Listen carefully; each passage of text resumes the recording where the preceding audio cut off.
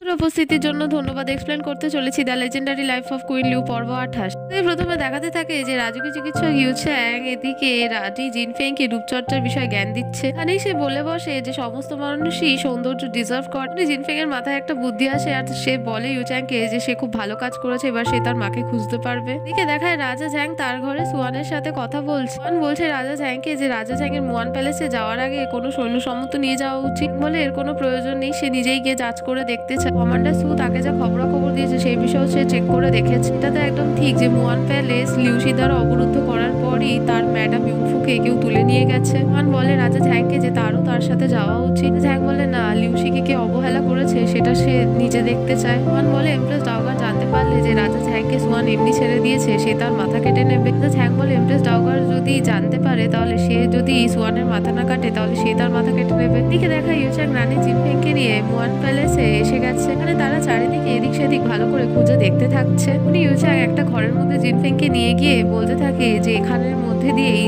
Muan প্যালেসে সেই গুপ্তকক্ষে যেতে পারবে। তারপরে সেই গুপ্তকক্ষের দরজা ইউ চ্যাং খুলে দেখায় জিনফেংকে। জানতে চায় যে এই মুয়ান প্যালেসের বিষয় এত ভালোভাবে কি করে জানে ইউ চ্যাং। ইউ চ্যাং মিথ্যে কথা বলে যে এখানে মাঝে মধ্যেই সে গয়না চুরি করতে আসতো। পরই তারা দুজনে মিলে মুয়ান প্যালেসের গুপ্তকক্ষের মধ্যে প্রবেশ করে যায়। জিনফেং বলতে থাকে ইউ চ্যাংকে যে সে খুব ভালো মতো জানতো সে একদমই খারাপ মানুষ, গয়না চুরির মতো কাজ কেউ করতে পারে না। একটু ভেতরে যেতে জিনফেং একটা পথ দেখতে পায় আর ইউ চ্যাংকে বলতে থাকে যে এই পথ দিয়ে হয়তো ভেতরে যেতে হবে। এদিকে জিনফেং এগিয়ে গেলে ইউ চ্যাং দেওয়ালে থাকা একটা বাটন প্রেস করে, এর সাথে একটা শাটার ডোরের মতো উপর থেকে দরজা নিচে নামতে থাকে। চ্যাং তাড়াতাড়ি করে জিনফেংকে ভেতরে ঢুকিয়ে দিয়ে তখনই নাটক করে কনসার্ন দেখাতে থাকে জিনফেংকে। আর জিনফেং বলে একটুর জন্য সে বেঁচে গেছে। পরে আরেকটু ভেতরে জিনফেং যেতে থাকলে দেয়ালের আরেকটা বাটন প্রেস করে ইউ চ্যাং। অন্য একটা দেওয়াল থেকে তীর ছুটে আসে জিনফেং এর দিকে আর তখনই আবার ইউ চ্যাং জিনফেংকে বাঁচিয়ে নেয়। মিথ্যে কনসার্ন দেখাতে থাকে। তখনই এখানে ফেং বলতে থাকে ইউ চ্যাংকে যে সে খুব ভালো কাজ করেছে, আবার এখানে পথ লিড করা উচিত এই জায়গার বিষয়ে সে খুব ভালো করে জানে। দেখা ইউ চ্যাং আর জিনফেং ভেতরে যেতে থাকলে মুয়ান প্যালেসে তাদের পিছু নিয়ে চলে এসেছে রাজা ঝ্যাংও সেখানে। ম্যাডাম ইউফুকে রাখা সেই কুটিরের ভেতরে ইউ চ্যাং আর জিনফেং চলে এলে সেখানে কারোর উপস্থিতি তারা টের পায় না। উনি জিনফেং টেবিলের উপর রাখা তার মায়ের ক্যারেক্টার কার্ডস গুলো দেখতে পায় যেগুলো ম্যাডাম ইউফু সেখানে থাকা দাসীদের সাথে খেলেছিল। কার্ডগুলো দেখেই বলতে থাকে এই কার্ডগুলো তার মা কার্ড খেলা একবার অপরাজেয়, তার মানে তার মা এখানে নিশ্চয়ই এসেছিল। সে বলে যে চারিদিকে অন্যান্য জায়গা ভালো করে খুঁজে দেখতে, হয়তো অন্যান্য কোনো গুপ্ত কক্ষ থাকতে পারে। পরে দেখায় যে জিনফেং সেই কক্ষের চারিদিকে হাত দিতে দিতে দেওয়ালের আরেকটা জায়গায় কোনো বাটন ভুল করে প্রেস করে দেয়। উনি অন্য দেওয়াল থেকে আবার একটা তীর ছুটে আসে তার দিকে, কিন্তু সেখানেই রাজা ঝ্যাং উপস্থিত হয়ে জিনফেংকে বাঁচিয়ে নেয়। চিকিৎসক ইউ চ্যাং তখনই জোরে তেড়ে এসে বলতে থাকে সেই কালো পোশাক পরিহিত ব্যক্তিকে যে কে সে তাকে সাবধান হতে। জিনফেং এখানে চিনে যায় এবং রাজা ঝ্যাংয়ের মাছ নামিয়ে তার নাম বলে যে এটা ইউন ঝ্যাং। একে দেখায় তারপরে সে মাটিতে পড়ে জ্ঞান হারিয়ে যায়। একে দেখায় রানী জিনফেং বেহুশী অবস্থায় একটা স্বপ্ন দেখছে, আবার সেই আর তার মাকে একটা নেকড়ে মারতে এসেছে। তারা গাছের ডালে রাজা ঝ্যাংকে দেখে তার কাছে বাঁচানোর আর্তি জানাতে থাকে। রাজা ঝ্যাং কোনো সাড়া না দিলে ইউংফু এবং তার মা আবার ঘোড়ায় করে আসা ব্যক্তির এবার মুখ দেখতে পায়, সেটা আর কেউ না ইউ চ্যাং। এখানে এসে ঘায়েল করে দেয় সেই নেকড়েকে। পরে সেই ইউংফুকে আর জিনফেংকে জিজ্ঞেস করতে থাকে যে তারা কি তাকে মিস করেছে। পরে আবার সেই ঘায়েল নেকড়ে উঠে পড়ে তাদের দিকে এগিয়ে আসতে গেলে ডালে থাকা রাজা ঝ্যাং নেমে এসে সেই নেকড়েকে মেরে দেয় আর বলতে থাকে এরকমটা কখনোই বলেনি যে রানীকে বা তাদের অন্য কাউকে সে বাঁচাবে না, সে শুধু ঠিক সময়ের অপেক্ষা করছিল। এখানে ইউ চ্যাং আপসেট হয়ে বাধ্য হয়ে তালি বাজাতে থাকে। এদিকে দেখায় রানীর কক্ষে জিনফেং এর জিয়ানলু হলে সে বেহুশ অবস্থা থেকে হুশে চলে আসে। উনি তার অ্যাটেন্ডার সুফাং বলতে থাকে যে দীর্ঘক্ষণ ধরে রানী জিনফেং ঘুমোচ্ছিল কিন্তু ভালো হয়েছে এখন সে জেগে গেছে। তো তার মায়ের অর্থাৎ ম্যাডাম ইউফু চিন্তা করতে করতে সে বেশি ক্লান্ত হয়ে গেছিল। প্রধানমন্ত্রী লিউসির বাড়ি থেকে একটা ভালো খবর এসেছে যে তার মা ইউফু বাড়িতে ফিরে এসেছে। আবার কথাটা শুনে খুশি হয়ে যায় আর ইউফুকে জিজ্ঞেস করে যে তার মাকে কিডন্যাপ কে করেছিল। না, আসলে সবাইকে বানিয়ে মিথ্যে কথা বলেছিল লিউসি। রাজমহলে এটা বলে পাঠিয়েছিল যে ইউফু পাহাড়ের রাস্তায় হারিয়ে গিয়েছিল। এখানে সে সাপ ভালুক অনেকের সাথে দেখা করেছে, মারামারি করেছে, অনেক কষ্টে তাকে ফিরিয়ে আনা হয়েছে। বিষয়টা অনেক ভয়ানক ছিল কিন্তু এখন সবাই ঠিক আছে। জানতে চাই সুফাং এর থেকে এরপর তাহলে কি হয়েছে। সুফাং জানায় যে লিউসি তাকে ডিটেলে তো কিছু বলেনি, সে হয়তো তার মেয়ে জিনফেং বেশি চিন্তায় চলে আসবে তাহলে সব বলার দরকার নেই। সে জানিয়েছে যে তার মা ইউংফুকে একজন খুবই পরাক্রমশালী যোদ্ধা বাঁচিয়েছে। তার স্বপ্নের কথা মনে করে বলতে থাকে যে তার স্বপ্ন সত্যি হয়ে গেল এভাবে। দেখাচ্ছে প্রধানমন্ত্রী লিউসির বাড়িতে ম্যাডাম ইউংফু চলে এসছে এবং সে আস্তে আস্তে খেতে খেতে বলতে থাকছে তার আরো খিদে পেয়েছে, তার আরো খাবার প্রয়োজন। সে তাকে আরো খেতে দিয়ে বলতে থাকে যে সে কি একদমই চিন্তিত নয়। উত্তরে ইউফু বলে না, একবারে সে চিন্তিত ছিল না কোনোভাবে। আসলে তার বাকি সখীদের সাথে খেলতে ব্যস্ত ছিল, তাদের ক্যারেক্টার কার্ড। ইউফু এখানে স্বপ্নের কথাও জানায় যে সে কুঠুরিতে একটা স্বপ্নও দেখেছিল। আসলে ম্যাডাম ইউফু ও রানী জিনফিং এর মতো একই স্বপ্ন দেখেছিল, কিন্তু তাকে বাঁচাতে আসা সেই হিরোটি আর কেউ না, তার হাজবেন্ড লিউসি ছিল। সে ইউফুর সেই স্বপ্নের কথা শুনে যে সে সেখানে হিরো ছিল খুব খুশি হয়ে যায়। এখানে ইউফুকে জিজ্ঞেস করতে থাকে যে তার জায়গায় যদি অন্য কোনো ব্যক্তি ইউফুকে বাঁচাতো তাহলে সে কি সেই ব্যক্তির সাথে পালিয়ে যেত তাকে ছেড়ে। ইউফু বলে এটা অসম্ভব, এটা কোনোভাবেই হতো না, সে অন্য কোনো পুরুষ মানুষের জন্য লিউসিকে ছেড়ে দিত না। এখানে ইউফু মন থেকে চায়নি কোনোদিন যে লিউসি ছাড়া অন্য কেউ তাকে বাঁচাতে আসুক। একে দেখায় রানী জিনফিং তার নিজের পক্ষে জিয়ানলাও হলে পায়চারি করছে। তখনই তার অ্যাটেন্ডার সেখানে সুফাং এসে উপস্থিত হয়ে বলতে থাকে যে রাজা ঝ্যাং এখন রানীর কাছে উপস্থিত হতে পারবে, আয়োজনে ব্যস্ত আছে। বলতে থাকে যে কি কাজে ব্যস্ত আছে, যে রানীর কাছে সে মাফও একবার সে চাইতে পারলো না। জানায় যে সৈন্যদের কিছু চয়নের বিষয় আছে, এখানে এখন সেই ব্যাটল ফিল্ডের মধ্যেই আছে। বলতে থাকে জিনফেংকে যে রাজা ঝ্যাং তো তাকে বাঁচিয়েছে, তাহলে এর জন্য সে তার কাছে মাফ কেন চাইবে। সুফাংকে উত্তর না দিয়ে মনে মনে ভাবতে থাকে যে রাজা ঝ্যাং যদি জিনফেং এর হিরো হতে চায় এতে তার কোনো আপত্তি নেই, কিন্তু এখানে রাজা ঝ্যাং এর নিজের সুরক্ষা সুনিশ্চিত করা উচিত। তো এই বিষয়টা জানা উচিত যে জিনফেং তাকে নিয়ে চিন্তিত হতে পারে। এদিকে দেখাতে থাকে ব্যাটল ফিল্ডে সৈন্যরা চলে এসছে এবং রাজা ঝ্যাং আর কমান্ডার সুও সেখানে উপস্থিত আছে। ঝ্যাংকে কমান্ডার সু বলতে থাকছে যে এবারে সৈন্যদের চয়ন দুটো ভাগের মধ্যে দিয়ে হবে, দুটো প্রতিযোগিতার মধ্যে দিয়ে। কোনটা হচ্ছে মার্শাল আর্ট, তার মধ্যে দিয়ে চয়ন করা হবে। দ্বিতীয় ভাগটা এবারে নয়ন এমপ্রেস ডাওগান নিজে ডিসাইড করেছে যে পুরুষদের সৌন্দর্যের বিষয়ে মানদণ্ড নিয়ে চিন্তা করতে হবে। কমান্ডার সু প্রত্যেকজন সৈন্যকে বলতে থাকে যে পাশে একটা মতদান বোর্ড আছে আর রাজমহলে সমস্ত দাসদাসীরা এসে সেই সমস্ত সৈন্যদের ভালো করে রূপ সৌন্দর্য দেখে তাদের ভোট দেবে, তাদের মতামত দেবে। তারপরই টোটাল স্কোর নির্ধারণ করা হবে সেই পুরুষ সৈন্যের। সমস্ত দাসদাসীরা ভোটের বোর্ডে মতামত দিতে থাকে। ঝ্যাং জানতে থাকে যে এই প্ল্যানটা কার মাথায় এসেছে। উত্তরে কমান্ডার সু জানায় যে এমপ্রেস ডাওগারের মাধ্যমে। সে বলেছে রাজমহলের ছবি এতে খুব খারাপ হয়ে যাচ্ছে, কারণ তারা শুধুমাত্র কাজ করে যাচ্ছে, নিজেদের সামান্যতম যত্ন নিচ্ছেন না, তাদের সামান্য যত্ন নেওয়া উচিত। ঝ্যাং বলে এটা খুবই অনুচিত কার্য হয়েছে, কারণ এভাবে কোনোভাবেই একজন পুরুষ সৈন্যের গুণ এবং দক্ষতা নির্ধারণ করা উচিত না। কমান্ডার সু বলে সে এখানে কিছু ভুল দেখছে না, একজন সৈন্য যদি তার নিজেকে একটু প্যাম্পার করে, নিজের একটু যত্ন নেয় এতে ভালোই হবে। ঝ্যাং কমান্ডার সুকে বলে যে ভোটদানের সেই ভোট নামিয়ে দিতে। সে যেহেতু এখানে সৈন্য চয়ন করছে সেখানে তাদের চয়ন করবে তাদের ব্যক্তিত্ব এবং তাদের হৃদয়ের ভিত্তিতে। ঝ্যাং তখনই কমান্ডার সুর কাছে জানতে থাকে যে ইম্পেরিয়াল ফিজিশিয়ান ইউচ্যাং কোথায় উপস্থিত আছে। সেখানে রাজকীয় চিকিৎসক ইউচ্যাং উপস্থিত হতে থাকলে রাজমহলের সমস্ত দাসদাসীরা গিয়ে তাকেও ছেকে ধরে, কারণ এখানে এসে রাজমহলের অন্যতম সুন্দর পুরুষ ঝ্যাংয়ের উপস্থিতি দেখে রাজা ঝ্যাংও খুব বিরক্ত বোধ করে এবং তাকে দেখে কমান্ডার সুও বলতে থাকে রাক্ষস একটা এসে গেছে এক্ষুনি। উনি একটা মানুষ যে রাজমহলের সকলকে একেবারে দিওয়ানা করে দিয়েছে। উনি রাজা ঝ্যাং তার তলোয়ার নিয়ে উড়ে গিয়ে ইউচ্যাং এর সামনে এসে প্রতিস্পর্ধার জন্য চ্যালেঞ্জ করতে থাকে, বলে যে ভবিষ্যতে গার্ডদের জন্য একটা উদাহরণ প্রতিস্থাপিত হবে আর চ্যালেঞ্জ অ্যাকসেপ্ট করে নেয় ইউচ্যাং। রাজা ঝ্যাং আর ইউচ্যাং এর ব্যাটল স্টার্ট হয়ে যায়। ব্যাটল মাঝখানে রাজা ঝ্যাং প্রশ্ন করতে থাকে ইউচ্যাংকে যে সে কি জিনফিং কে পছন্দ করতো, তাদের কি এঙ্গেজমেন্ট হয়েছিল। তোরে রাজকীয় চিকিৎসক ইউচ্যাং জানায় যে এই ক্ষণ থেকে দেখেছিল সে জিনফিং কে, তখন থেকেই সে পছন্দ করতো। রইল কথা এঙ্গেজমেন্টে, সেটা যদি রাজা তাদের মাঝখানে না আসতো তাহলে ঠিকই ভাবে চলতো। তার থেকেও বড় কথা যেই চিঠিগুলো সে জিনফিং লিখেছিল তার প্রেমিককে জুয়ান ভেবে, চিঠিগুলো অ্যাকচুয়ালি প্রত্যুত্তর দিয়েছিল সবকিছুরই লিখেছিল জুয়ান সেজে ইউচ্যাং। এখানে সঠিকভাবে দেখতে গেলে ইউচ্যাংকেই পছন্দ করে জিনফিং। রানী জিনফিং সেখানে উপস্থিত হয়ে যায় এবং তাদের মারামারি থামিয়ে দেয়। ঝ্যাংকে দেখে জিনফিং বলতে থাকে যে তার লজ্জা করে না, এখানে সে তার কর্তব্য ছেড়ে দিয়ে সে মারামারি করছে, সে এখানে করেছেই বা কি এই জিজ্ঞেস করতে থাকে। ঝ্যাং বলতে থাকে জিনফিংকে সেখানে করেছেই বা কি, সে তো তাকে বাঁচিয়েছে, বাঁচানোর জন্য কি সে এখন তার কাছে ক্ষমা চাইবে। জিনফিং বলতে থাকে তার মা ইউংফু কথাটা একদম ঠিকই বলতো যে পুরুষ মানুষরা নিজেদের ভুল কখনোই মেনে নেয় না। ঝ্যাং এখানে টিস করে রাজা ঝ্যাংকে বলতে থাকে এবার সবার সামনে প্রমাণ হয়ে গেছে যে রানীর হিরো কে এবং এখানে কাপুরুষ আসলে কে। ঝ্যাং বলে রাজা ঝ্যাংকে যে সে তার মধ্যে ওভার কনফিডেন্স অত্যাধিক বেশি, প্রত্যেকটা পরিস্থিতি ভুলও বুঝে নেয়, সে নিজে থেকেই বানিয়ে সবকিছু। ফেং তখন রেগে চুপ করতে বলতে থাকে ইউচ্যাংকে, এবার বলতে থাকে তার পুরুষ মানুষকে একমাত্র সেই উপদেশ দেবে, সে এখানে নির্ধারণ করবে যে তার এখানে হিরো কে হবে। ফেং এখানে কোনোভাবে অ্যালাউ করেনি ইউচ্যাংকে যে তার স্বামী স্ত্রীর মাঝখানে সে কথা বলুক। ঝ্যাং তখন টোন কেটে ইউচ্যাংকে বলতে থাকে এবার সে তার কথা নিশ্চয়ই স্পষ্টভাবে শুনতে পেয়েছে। ফেং এখানে বলতে থাকে রাজা ঝ্যাংকে তার মধ্যে সত্যি বেশি অত্যাধিক ওভার কনফিডেন্স আছে, সমস্ত সিচুয়েশন নিজে থেকেই বানিয়ে নেয়, ভুল বুঝে নেয়। তো এর মানে এটা নয় যে রানীকে বাঁচানোর পর সে তার হিরো হয়ে যাবে। যা হওয়ার ধরুন কখনো এরকম জিনিসটা হয়ে যায় না যে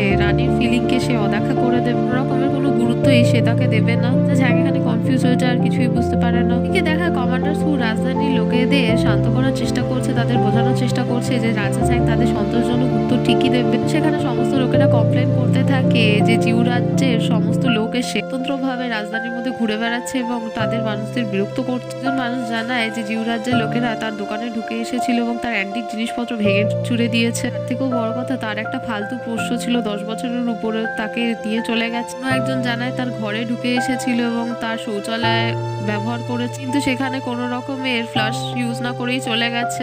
আরো বিভিন্ন ছোটখাটো সমস্ত লোকেরা সমস্যার জন্য অভিযোগ করতে থাকে কমান্ডার সু এবং বাকি সৈন্যরা তাদের সামলানোর চেষ্টা করে, কিন্তু রাজধানীর লোকেরা রাজা ঝ্যাংয়ের সাথে দেখা করবে বলে তেড়ে তেড়ে যেতে থাকে। সৈন্যরা তাকে আটকানোর চেষ্টা করতে থাকে। এর মধ্যে থেকে হাতাপাই শুরু হয়ে যায় দুই তরফে। এদিকে দেখাতে থাকে ডংগাও সাম্রাজ্যের রাজা ঝ্যাংয়ের সামনে রাজধানীর সমস্ত মানুষদের যোগের একটা বড় পত্র বা লিস্ট আছে সামনে। দেখে রাজা ঝ্যাংয়ের ভীষণ রাগ হয় এবং সেটা সে হাতে নিয়ে ছুঁড়ে ফেলে দেয় সামনে। রাজধানীর সুরক্ষার আধিকারিক ফ্যাংকে সে জিজ্ঞেস করতে থাকে সে তো এই কাজের জন্য নিযুক্ত ছিল, তাহলে এরকম ঘটনা ঘটলো কি করে। আধিকারিক ফ্যাং বলতে থাকে যে রাজা যে জিউ সাম্রাজ্যের সাধারণ মানুষদের উপর কৃপা দেখিয়েছে, কিন্তু এর প্রতিদান তারা এরকম খারাপ ভাবে দিচ্ছে। তারা খুবই নির্লজ্জ এবং খুব ক্ষতিকর অহংকারী মানুষ। সাম্রাজ্যের মানুষজন এবং লোককে অহিত করতে থাকছে, সমস্যা তৈরি করছে। রাজা ঝ্যাং রেগে বলতে থাকে সে এরকম কৃপা কখনোই দেখায়নি যে নিজের সাম্রাজ্যের মানুষদেরই অহিত করবে।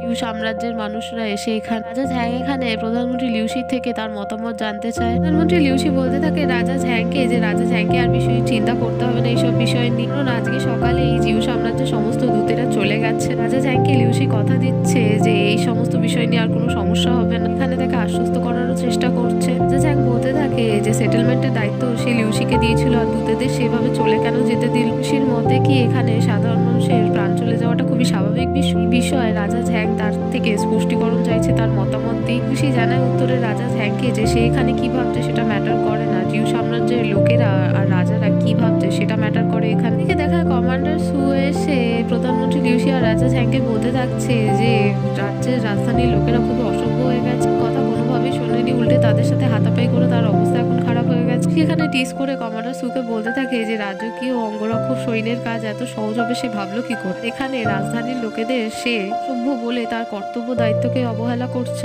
ঝ্যাং কমান্ডার সুকে বলে যে লোকেরা আসলে চাইছেটা কি। উত্তরে কমান্ডার সু বলায় তারা শুধুমাত্র চাইছে যে রাজা ঝ্যাং তাদের সাথে দেখা করুক এবং উচিত স্পষ্টীকরণ দিক। রাজা ঝ্যাং এখানে লিউশি থেকে জানতে থাকে যে তাদের এবার কি করা উচিত, কারণ তাদের সাথে ডিল করার দায়িত্ব অর্থাৎ জিউ সাম্রাজ্যের দূতদের সাথে ডিল করার দায়িত্ব লিউশিকে দিয়েছিল রাজা ঝ্যাং। রাজা ঝ্যাং বলে এটা কোনোভাবেই তার সাথে সম্বন্ধিত হচ্ছে না, কারণ কমান্ডার সু তো তাকে জানিয়ে গেল যে রাজ্যের অধিবাসীরা সবাই চাইছে যে রাজা তাদের স্পষ্টীকরণ দিক, তাদের হাল ধরুক, তাদের সাথে সমঝোতা করুক। প্রধানমন্ত্রী লিউশি সেখান থেকে বিদায় নিয়ে চলে গেলে রাজা ঝ্যাং কনফিউজ হয়ে বসে থাকে, সে বুঝতে পারে না কি করবে। এদিকে দেখা পথ দিয়ে মনমরা হয়ে কমান্ডার সু যেতে থাকলে রাস্তায় দেখা হয়ে যায় শেফ চাইয়ের সাথে। শেফ চাই এসে কমান্ডার সু এর এত লেগে থাকা চোট এবং নাক দিয়ে পড়তে থাকা রক্ত দেখে জিজ্ঞেস করে কি করে হলো এগুলো। কমান্ডার সু এখানে বারবার বলতে থাকে কিছুই হয়নি, সেখানে একদম ঠিক আছে। চাই জানে সে একজন বয়স্ক ব্যক্তি, এভাবে সামান্য চোট লাগার জন্য এভাবে কাঁদতে পারে না। এখন কেঁদে কেঁদে কমান্ডার সু বলতে থাকে যে তাদের রাজা ঝ্যাং একেবারে হৃদয়হীন ব্যক্তি হয়ে গেছে। কমান্ডার সুর এখানে এত চোট লেগেছে, তার নাক দিয়ে রক্ত পড়ছিল, কিন্তু এখানে কোনোভাবেই রাজা ঝ্যাং তার কেয়ার করেনি বলে সে জড়িয়ে ধরে শেফ চাইকে কাঁদতে থাকে হাউ হাউ করে। এদিকে দেখায় রাজা ঝ্যাং তার অ্যাটেন্ডার সোয়ানকে নিয়ে রানীর কক্ষ জিয়ানলুও হলের সামনে এসেছে। অ্যাটেন্ডার সুফাং দরজা খুলে বলতে থাকে এখানে রাজা ঝ্যাং কি রানীর কাছে ক্ষমা প্রার্থনা করতে এসেছে। রাজা ঝ্যাং বলে সে রানীকে বাঁচিয়ে যেখানে ক্ষমা ভিক্ষা করার সেই কিছু দেখতে পাচ্ছে না, সেই মামলাটা অনেক আগে শেষ হয়ে গেছে, এখন সে চাইছে ভেতরে যেতে।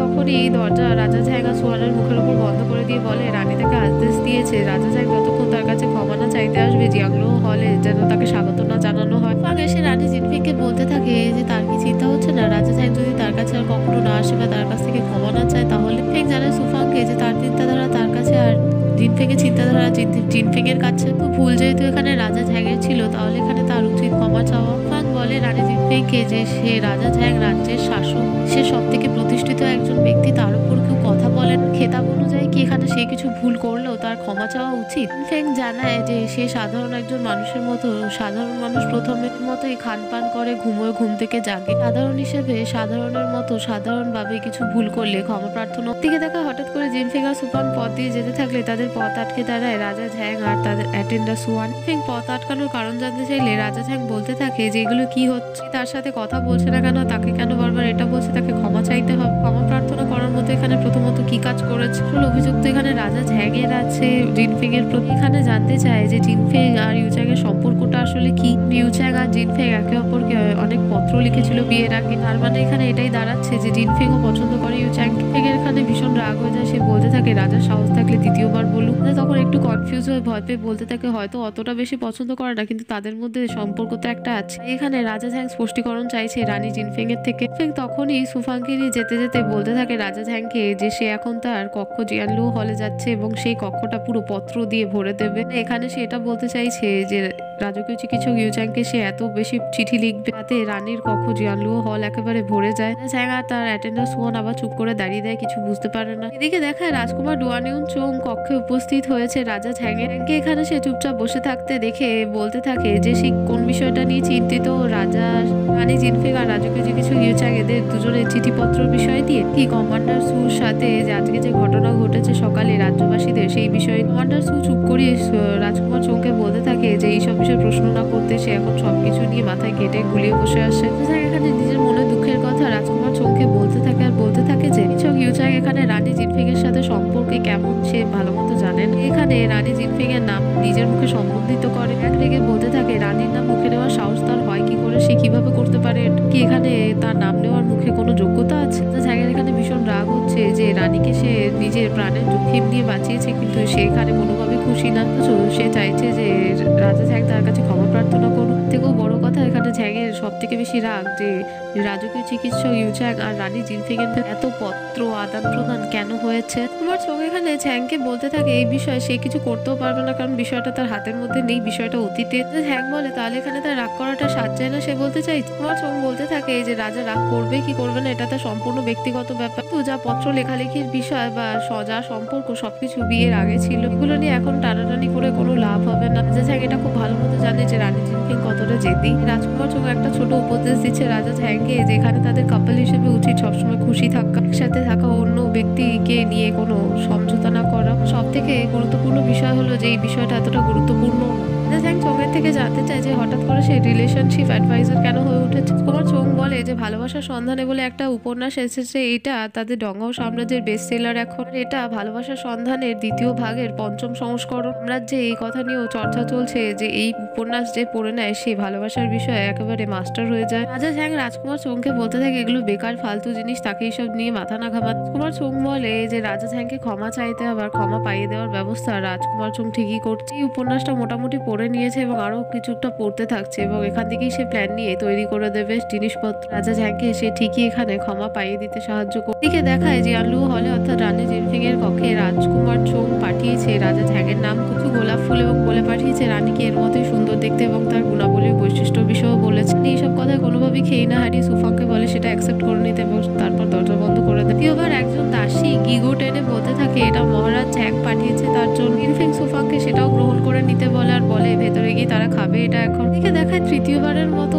জিয়ানলু হলের কক্ষ দরজা খুললে দাসদাসী এসে যাকে আসলে রাজকুমার চোং পাঠিয়েছে রানীর অভিবাদন করার জন্য এসে বলতে থাকে যে রানী এখানে আকাশের তারা, রাতের চাঁদ, পৃথিবীর ধনরত্ন এবং মাটিতে থাকা সমস্ত ধন সম্পত্তির মতগুলো রাজা ঝ্যাংয়ের মতামত রাজা ঝ্যাং বলে পাঠিয়েছে। দূর থেকে দাঁড়িয়ে লুকিয়ে লিউবায়ু এবং তার অ্যাটেন্ডার ফেংইউ দৃশ্যগুলো দেখতে থাকে। লিউবায়ু বলতে থাকে এই জিনিসগুলো কথাগুলো এত ফ্যামিলিয়ার লাগছে কেন, তার এই কথাগুলো তো তার লেখা ভালোবাসার সন্ধানে দ্বিতীয় ভাগের বই থেকে রাজকুমার চোং নিয়েই সমস্ত কিছু অ্যাপ্লাই করছে। মানে দরজা মুখের উপর বন্ধ করে দিলে তারপরও দুই দাস দাঁড়িয়ে নাচাগানা করতে থাকে। এদিকে দেখাতে থাকে রাজকুমার চোং তার কক্ষের মধ্যে বসে অর্থাৎ চোং হুয়া হলে বসে ভালোবাসার সন্ধানে দ্বিতীয় ভাগ উপন্যাস থেকে ভালো ভালো পংক্তি নিয়ে লাইন নিয়ে কপি করতে থাকছে। এখানে এরকম একটা লাইন ছিল যে সমস্ত ভালো দৃশ্য, অনুভূতি, উপস্থিতি মানুষের উপস্থিতির সামনে হওয়া উচিত। এদিকে দেখা অ্যাটেন্ডার সুয়ান এসে রাজা ঝ্যাংকে বলতে থাকছে যে জিয়ানলু হলে সমস্ত দাসদাসীর ভীষণ পছন্দ হয়েছে রাজার অর্থাৎ রাজকুমার চোং এর তৈরি এফার্ট। অ্যাটেন্ডার সুয়ানের মধ্যে রানীও নিশ্চয়ই খুব প্রভাবিত হয়েছে।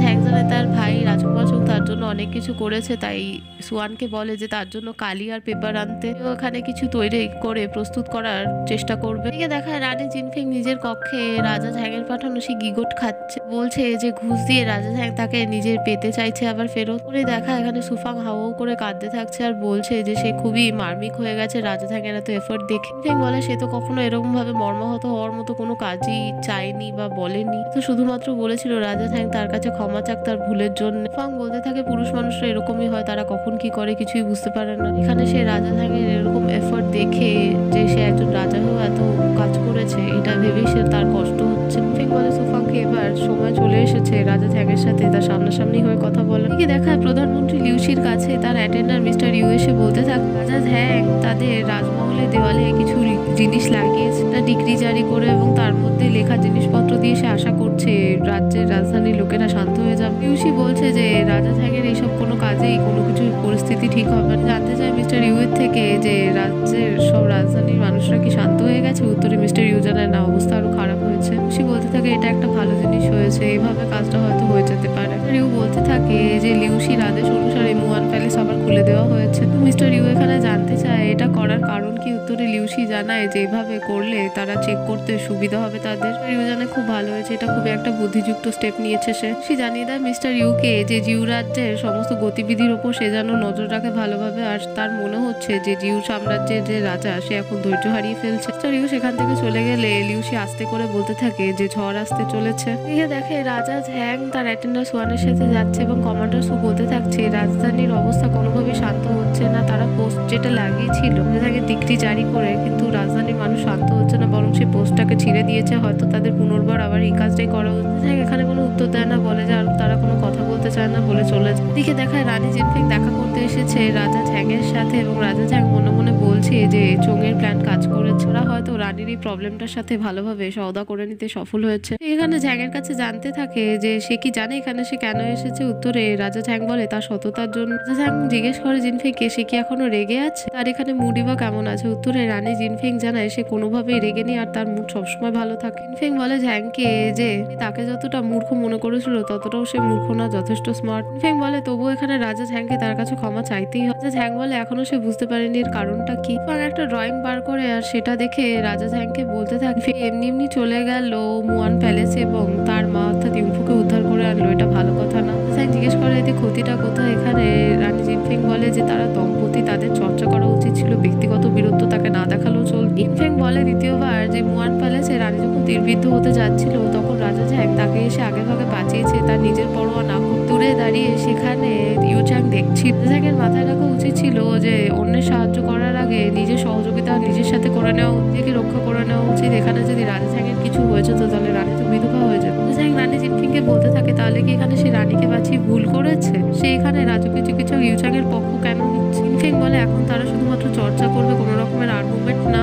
এখানে তৃতীয় চিত্র দেখিয়ে বলতে থাকে রাজা ঝ্যাং ইউ ঝ্যাংয়ের সাথে মাঠের মধ্যে যুদ্ধ করতে শুরু করেছে। ইউ ঝ্যাংকে এখানে সে ছোটবেলা থেকেই চেনে, জিয়ানপা গ্রামে তাদের দেখা সাক্ষাৎবেলা থেকে ইউ ঝ্যাং জিনফিংকে খুবই বিরক্ত করতো এবং তার প্লাস্টিক সার্জারি করাতে চেয়েছিল। এটাও সত্যি, যতক্ষণ না জিনফিংকে সে বিয়ে করছে ততক্ষণ সে শান্ত হবে না। তো রাজা ঝ্যাংয়ের তো এখানে জানা উচিত যে জিনফিং এর হৃদয় কার কাছে আছে। রাজা ঝ্যাং বলে জিনফিংকে এই বিষয়ে আগে ভালোভাবে জিনফিং এর তাকে বুঝিয়ে দেওয়া উচিত ছিল। উত্তরে জিনফিং বলে যে ফ্ল্যাশব্যাকে তাকে যেতে এবং মনে করতে যে জিনফিং তাদের সম্পর্কের বিষয়ে কথা বলতে চেয়েছিল। রাজা ঝ্যাং নেভার মাইন্ড বলে তাকে চুপ করিয়ে দিয়ে চলে গেছিল। রাজা ঝ্যাংয়েরও এখানে ফ্ল্যাশব্যাকে সেই কথাটা মনে পড়ে যায়। ঝ্যাং এখানে অর্ধেক কথা বলে যে জিনফিং আর ইউ ঝ্যাংয়ের মাঝখানে ভেবেছিল কোনো সম্পর্ক আছে। জিনফিং বলে তার যদি এরকমই মনে হয়ে থাকে সে তো তাকে আগে কোনো সন্দেহ থাকার পর কথা বলতে পারতো তার সাথে। এখানে রাজা ঝ্যাংয়ের ভুলটা হয়েছে যে সব ঘুরিয়ে ফিরে কাজ করছে এবং নিজের মধ্যে ঈর্ষা ঢুকিয়ে নিয়ে নিজের মধ্যে ভুল বোঝাবুঝি করে অহংকারী হয়ে উঠেছে। সোজা পথে চললে রানীর সাথে কথা বললে চর্চা করলে এই সমস্যাগুলোই থাকতো না আজকে। ঝ্যাং এখানে মনে মনে ভাবতে থাকে যে ইউন চোং একেবারে ভুল ছিল, রানী জিনফিং এখানে ঠিক। সে এখানে রানী জিনফিং এর সাথে কোনো রকম চর্চা না করে সমস্ত কাজগুলো করেছে, তাই এখানে তার রাগ হওয়া স্বাভাবিক। ফিং বলতে থাকে রাজা ঝ্যাংকে সে যখন এখন বুঝে গেছে যে তার ভুল কি, তাহলে এবার সে তার কাছে ক্ষমা চাইবে। উনি সেখানে অ্যাটেন্ডার সুফাং এসে বলতে থাকে যে রাজকীয় চিকিৎসক ইউ চ্যাং পজেসড হয়ে গেছে। একে দেখায় রাজকীয় চিকিৎসক ইউ চ্যাং একটা টাওয়ারের উপর উঠে গেছে এবং সেখানে দাঁড়িয়ে হাতের মধ্যে তার তৈরি ওষুধ নিয়ে ঢং করতে থাকছে। সমস্ত লোক জড়ো হয়ে তাকে জিজ্ঞেস করছে সেই কাজগুলো কেন করছে আর কি হয়েছে। চ্যাং বলতে থাকে যে রানীর থেকে সে ক্ষমা প্রার্থনা করছে, ভাবিটা একটা সৌন্দর্যর জন্য তৈরি করা তার ওষুধ, সে ক্ষমা চাইছে এই জন্য কারণ রাজা রানীর মধ্যে তার কেয়ারলেসের জন্য ভুল বোঝাবুঝি হয়ে গেছিল, তার জন্য সে ক্ষমা চাইছে। পর দেখায় সেখানে এমপ্রেস ডাগর আর কনসার্ট ডাগর উপস্থিত হয়ে যায় এবং তাদের দেখেই রাজকীয় চিকিৎসক ইউ চ্যাং তার হাতে থাকা সেই সূত্রটা মাটিতে ফেলে দেয় এবং কনসার্ট ডাগর সেটা ক্যাচ করে ধরে তার মায়ের কাছে গিয়ে জানতে চায় সে ঠিক আছে কিনা। উত্তরে কনসার্ট ডাগর জানে সে একদম ঠিক আছে। সে কনসার্ট ডাগরকে জানায় অনেক ধন্যবাদ তাকে সাহায্য করার জন্য, পাত্রটা ধরার জন্য। উত্তরে কনসার্ট ডাগর বলে এই বিষয়ে বলার কোনো প্রয়োজন নেই বলে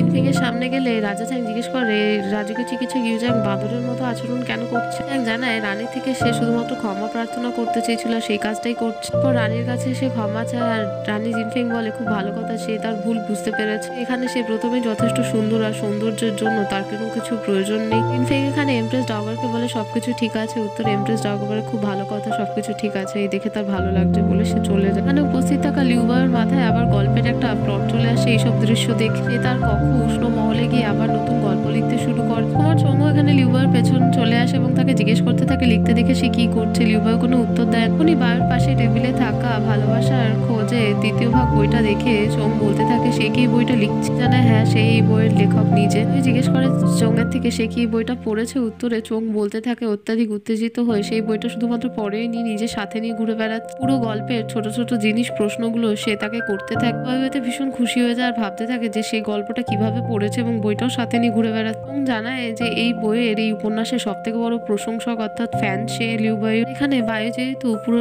রাজমহলে এবং সাম্রাজ্যের এই বই বিক্রি করে বেস্ট সেলার হয়েছে, তাতেও সে ভীষণ খুশি। কুমার চং লিউবায়ু থেকে জানতে চায় যে এর পরের অধ্যায় কি হতে চলেছে। লিউবায়ু জানাতে থাকে তার গল্পে ফার্স্ট ফিমেল লিডকে খুবই বিরক্ত করছে, এখানে খুব অদ্ভুত আচরণ করছে, তাই তার মধ্যে এখানে তার ক্ষমা চাওয়া উচিত। বলে একদম ঠিক কথা, তারও মনে হচ্ছে তার গল্পের যে প্রধান পুরুষ চরিত্র সে খুবই বিপরীত, খুবই নিজে সমস্যাগ্রস্ত এবং নিজে ভুল বোঝে সবকিছু। এখানে নাটক করে লিউবায়ুর সামনে বলতে থাকে যে এভাবে কথাগুলো বলে তার উচিত চরিত্রকে মুখোমুখি আনা এবং তাদের মাঝখানে কনসাল্ট করার। চোখকে এভাবে এত আগ্রহ নিতে দেখে ভীষণ খুশি হতে থাকে, তাকে দেখে হাসতে থাকে। এমনই সকল গল্প জানতে আমাদের চ্যানেলের সঙ্গে থাকুন।